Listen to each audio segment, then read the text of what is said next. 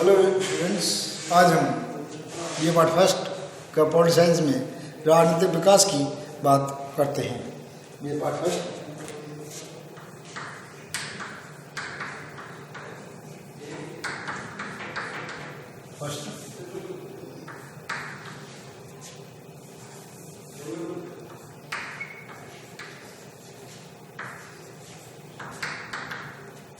Political science English 2020 by doctor.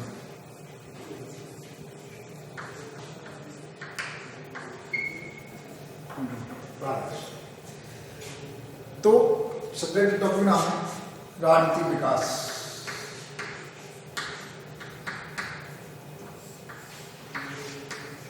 राजनीतिक विकास,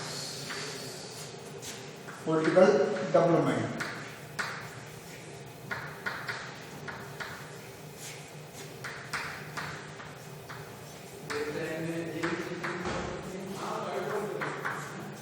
political development की बात करते हैं, जैसा कि मैंने आपको पहले कई बार कह चुका हूँ। द्वितीय विश्व युद्ध के बाद 1940 और 1950 के बीच में एशिया, अफ्रीका और लैटिन अमेरिका में नए नए राज्यों का उदय हुआ। इन सभी राज्यों में नई नई राजनीतिक व्यवस्थाएं स्थापित की गई। इनका विकास का अध्ययन करने के लिए अनेक विचारकों ने अपने अपने तरीके अपनाए, अपने अपने तरीके से इनका अध्ययन किया। लेकिन विशेष रूप से राजनीतिक विकास के अध्याय में, राजनीतिक विकास के संबंध में जो विशेष रूप से जो नाम आता है वो आता है लुसियन डब्ल्यू पाई। वो आता है लुसियन डब्ल्यू पाई। और इस किताब का नाम है aspect of political development. Aspect of political development.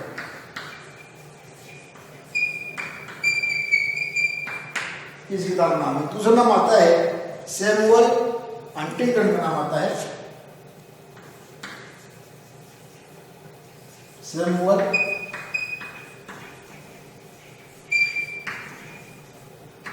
Huntington का नाम आता है।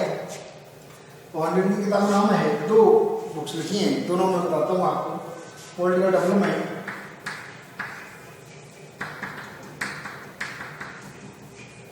Political development and political decay and political decay. Political development and political decay, राजनीतिक विकास और राजनीतिक पतन, ये जो बात आती है वो सैमुअल हंटिंगटन के अंतर्गत आती है। दूसरा नाम आता है आमंड पावेल का नाम आता है आमंड एंड पावेल। नाम आता है ए कंप्यूटर पॉलिटिक्स। उसका किताब नाम है a computer politics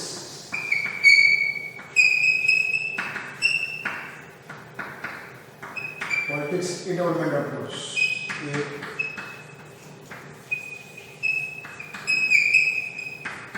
development approach.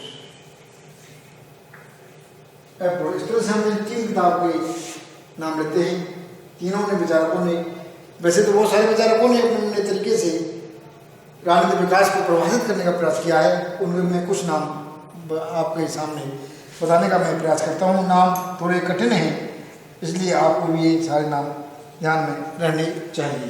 तो यहाँ पर जो अन्य नाम आते हैं उन सारे नामों में अब मैं यहाँ का अन्य जो नाम आते हैं मैं उनका यहाँ पर चर्चा कर देता हूँ, यहाँ पर लिख देता हूँ, नाम लिख देता हूँ। एक नाम है स्पर्ट इमर्सन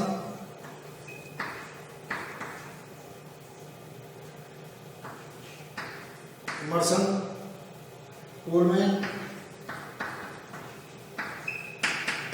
पोल में कटराइट,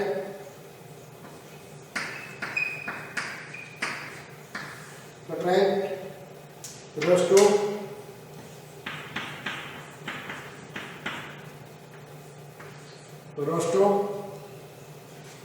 vendor, learner,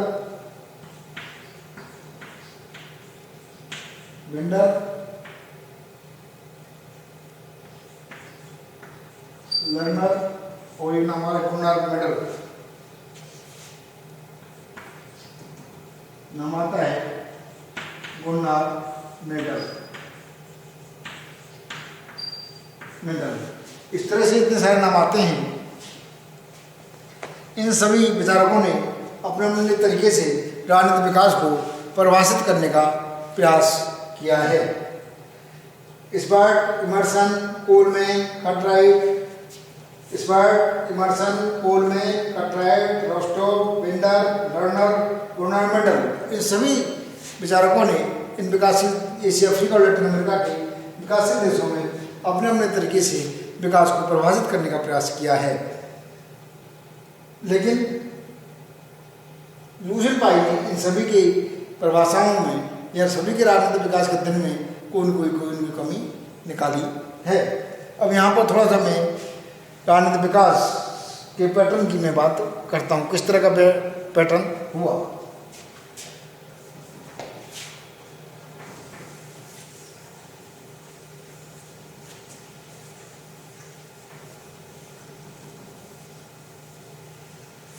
pattern of development की बात करता हूँ। पैटर्न विकास की, राजनीतिक विकास के, राजनीतिक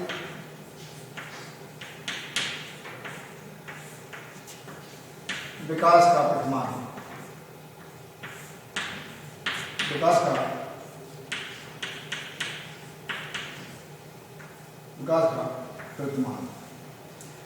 पैटर्न ऑफ पॉलिटिकल डेवलपमेंट,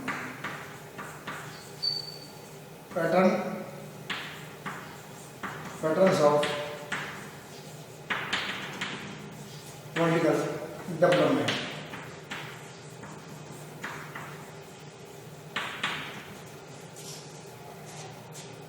जितने भी विश्व में देश हैं उनको हम 3-4 कैटेगरी में हम उनको बांटते हैं।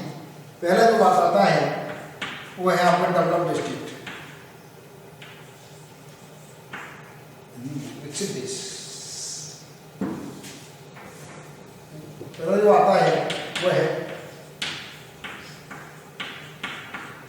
विकसित देश। ये दो तरह के विकसित देश हैं। एक दो तरह के हैं। नंबर एक है लोकतंत्रवादी,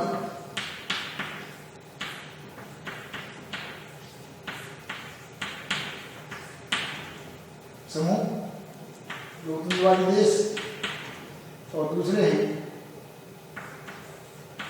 साम्यवादी देश।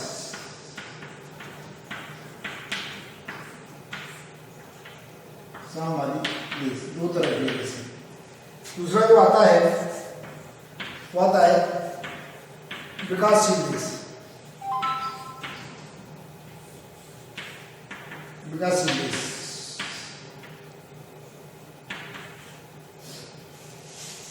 और तीसरे जो आते हैं अविकसित देश।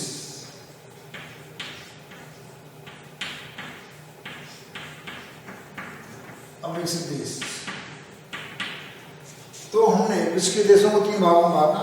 एक विकासशील विकसित देश है, दूसरे विकासशील देश है, तीसरा अविकसित देश है। तो यहाँ पर मैं एक डायग्राम बना रहा हूँ, उसको आप देख लें। पहले जो है विकसित देशों का मैं डायग्राम बना रहा हूँ।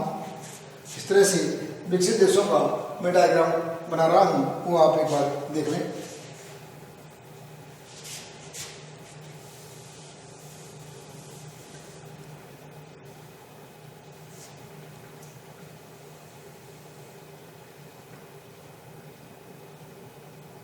ए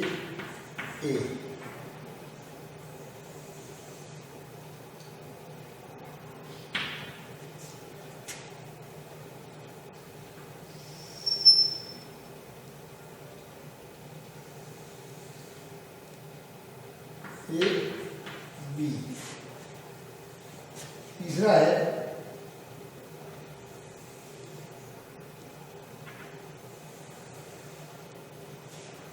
ये है नंबर 2 वाले, ये है विकासशील।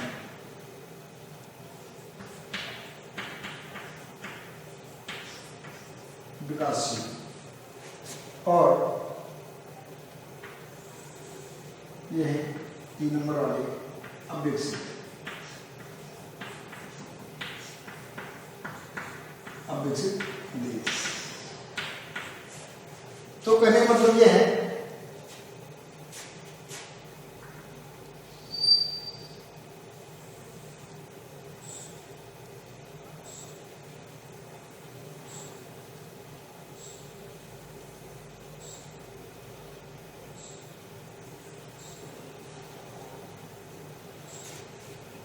इस तरह से मैंने 4 डायग्राम बनाए हैं। इसमें आप ये देख सकते हो, जो ए फर्स्ट है, ए फर्स्ट का मतलब लोकतंत्रवादी देश हैं। इन देशों में राजनीतिक विकास बहुत ही तेजी के साथ हुआ है।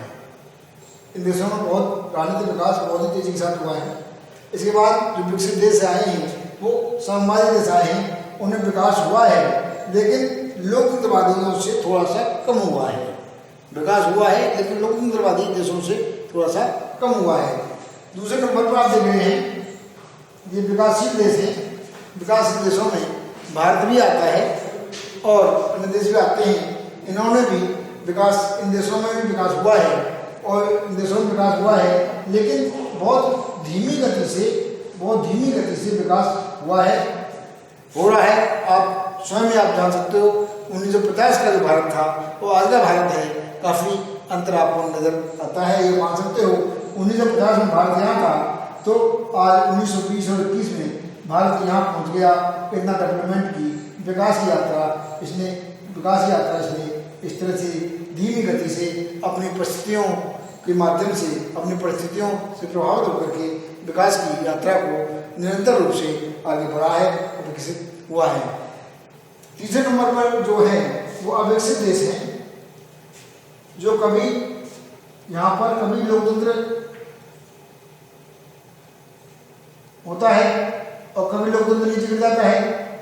कभी यहाँ पर सेना कब्जा कर लेती है या धर्म गुरु कब्जा कर लेते हैं या अज्ञातवाद कब्जा कर लेता है। फिर कुछ समय बाद फिर उसमें चुनाव होते हैं, लोकतंत्रवादी भावना विकसित होती है, लोकतंत्र की स्थापना करने का प्रयास करते हैं। फिर किसी कारण से फिर नीचे गिर जाता है। इस तरह से कभी सेना कब्जा कर लेती है सत्ता पर, कभी धर्मगुरु सत्ता पर कब्जा कर लेते हैं, कभी आतंकवादी कब्जा कर लेते हैं और उसके बाद कुछ समय बाद फिर लोग उठने का प्रयास करते हैं। फिर लोकतंत्र के लिए चुनाव होते हैं और फिर लोकतंत्रवादी शासन व्यवस्था स्थापित करने का प्रयास किया जाता है, संविधान की स्थापना करने का प्रयास किया जाता है, संविधान को एस्टेब्लिश करने का प्रयास किया जाता है, विधि के शासन को एस्टेब्लिश करने का प्रयास किया जा सकता है। उदाहरण के तौर पर आप इसको पाकिस्तान और अफगानिस्तान को मान सकते हो। यहाँ पर कभी लोकतंत्र चुनाव होते हैं, लोकतंत्र की स्थापना हो जाती है और जब उस पर सेना कब्जा कर लेती है तो वो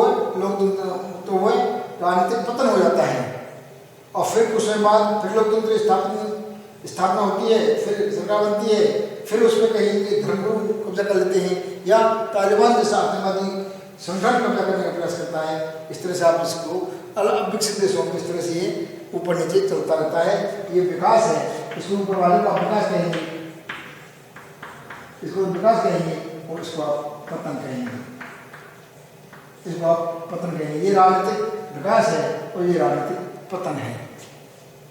मैंने आपको थोड़ा सा राजनीतिक विकास की कोई सर्वमान्य परिभाषा नहीं है, सभी विचारकों ने अपने अपने तरीके से उसको प्रभावित करने का प्रयास किया है।